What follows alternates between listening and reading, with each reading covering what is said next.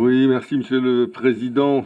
Je voudrais d'abord féliciter Monsieur Philippe Germain, ainsi que les membres du gouvernement qui ont participé à des degrés divers à cette réforme, parce que au-delà des débats que nous avons eus, il faut savoir qu'au sein du gouvernement, dans les espaces dédiés, des réunions propres du gouvernement et bien sûr des espaces de collégialité, il y a eu plusieurs dizaines d'heures d'échanges sur ces différents textes où chaque sensibilité a pu s'exprimer librement, comme nous venons de le faire d'ailleurs au sein de cet hémicycle et en commission avant. Je voulais féliciter également l'ensemble des services, des directions, le secrétariat général du gouvernement, les membres des cabinets qui ont travaillé sur ces dossiers. C'est un travail considérable qui a été accompli, a fortiori dans le cadre de la concertation qui a dû être menée. Et je crois que nous devons les uns les autres, même si le résultat ne satisfait pas tout le monde, saluer l'effort qui a été accompli. Je crois que c'est une nouvelle pierre qui est apportée à un édifice qui est quand même significatif. En un an, je vois que la contribution calédonienne de solidarité a été mise en place, qui est une réforme importante de notre fiscalité directe, la réforme de l'IRVM, celle des frais de siège, aujourd'hui celle de la TGC. Certes, tout n'est pas accompli, mais on peut voir qu'au plan fiscal, des réformes structurelles d'importance, sinon capitales, de notre fiscalité directe et indirecte ont été initiées et votées par le Congrès. Et je crois qu'on ne peut que s'en féliciter. Un reproche est fait, et bien sûr, je le comprends, nous le comprenons, et nous en sommes nous-mêmes fort maris. C'est que nous n'avons pas trouvé de consensus. On n'a pas trouvé de consensus, et on sait les uns et les autres l'attachement qu'on a à ce qu'un certain nombre de dossiers, notamment lorsqu'ils sont importants, puissent trouver un consensus au sein de notre Assemblée. Hélas, les chemins de ce consensus se sont perdus parfois dans les limbes des raisonnements des uns et des autres, ou le cas échéant, les interventions d'un certain nombre de lobbies. Nous le regrettons. Nous le regrettons, mais en même temps, nous ne pouvons que constater que certaines réformes majeures n'ont pas attendu le consensus pour être votées, et heureusement. Je pense à la contribution calédonienne de solidarité qui aurait conduit des milliers, des dizaines de milliers de familles bénéficiaires de l'allocation familiale de solidarité, des allocations logement, du minimum vieillesse retraite, du régime handicap à ne plus toucher leurs allocations si une majorité n'avait pas pris la responsabilité de voter cette réforme. Donc pas de consensus sur cette réforme, heureusement que nous ne l'avons pas attendu. Pas de consensus non plus sur l'accord cadre qui revalorisait le salaire minimum à 150 000 francs CFP, une augmentation de 120 à 150 000 en 2010, et la revaloriser les bas salaires jusqu'à 1,5 SMG de 15%, en raison de 5% par an. Pas de consensus là-dessus non plus. Heureusement que nous l'avons fait, parce que je crois que déjà que le pouvoir d'achat des Calédoniens n'est pas extrêmement développé, il le serait encore moins si nous avions attendu un consensus sur le sujet.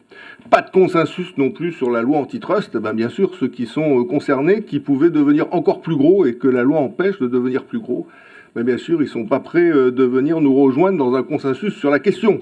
Et donc, heureusement, là aussi, que 28 voix ont été rassemblées au Congrès pour que cette loi soit adoptée. Donc oui, le consensus est la voie que nous devons privilégier. Je crois que nous nous y employons, et notamment à Calédonie Ensemble depuis l'origine, puisque c'est un petit peu une part de notre ADN. Toutefois, à un moment donné, puisque le consensus n'est pas susceptible d'être au rendez-vous, il faut savoir prendre des décisions, et je crois que c'est ce que nous faisons aujourd'hui, même si, je le répète une nouvelle fois, nous ne pouvons que regretter de ne pas avoir réussi à rassembler toutes les forces vives du pays sur ce texte. Correction également sur un président du gouvernement tout-puissant qui aurait un droit de vie et de mort sur les entreprises. Il ne faut pas avoir honte pour dire des choses pareilles. Le gouvernement réussit quand même dans notre pays à rassembler pas moins de 5 partis politiques sur 11 personnes, ce qui est quand même un exploit, je crois, quasiment mondial. Je pense qu'on peut s'inscrire dans le Guinness Book des gouvernements d'union nationale où tout le monde est autour de la table pour essayer de décider ensemble.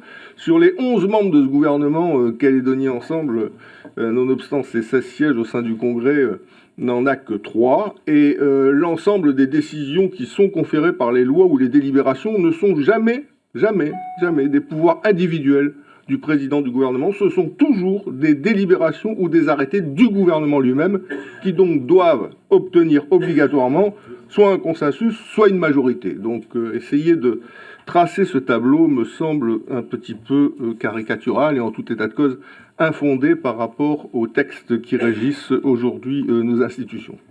Ce texte, donc, en lui-même, constitue le pendant nécessaire de la TGC. Nous étions opposés de manière forte et puissante de nombreuses années sur cette taxe sur la consommation qui était proposée, parce qu'elle avait, selon nous, en son sein, un penchant fortement inflationniste, et les efforts que nous allions faire en termes de recettes fiscales auraient, hélas, dans un certain nombre de secteurs, peu ou pas concurrentiels, été captés par les entreprises qui auraient transformé l'effort accompli en marge supplémentaire, comme cela a été dit et répété et constaté par tous les experts qui sont venus et qui l'ont à maintes reprises signalé. Donc il fallait bien faire cette réforme fiscale, mais la faire d'une manière de façon à ce qu'elle puisse être vertueuse et nous conduise à permettre l'émergence d'un nouveau modèle économique. C'est le texte sur la compétitivité sur lequel nous allons voter. Et donc,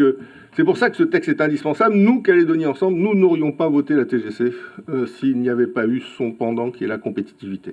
Pour autant, je l'ai dit sur le vote du texte TGC, le champ de la négociation reste ouvert, l'agenda économique, social et fiscal partagé, il est plus que jamais vivant. Les accords qui ont été signés à Koutio sont plus que jamais importants, structurants, et les forces vives du pays, syndicales et patronales, vont continuer à travailler de façon à ce que ces accords de compétitivité puissent être au rendez-vous. Et je crois qu'à partir de ce moment-là, ce sera une réussite commune, une réussite de tous les Calédoniens, une réussite de toutes les forces vives et une réussite de toutes les formations politiques de ce pays, quels qu'aient été leurs positionnements à l'occasion du vote de ce texte. Donc oui, Calédonie Ensemble votera pour ce texte.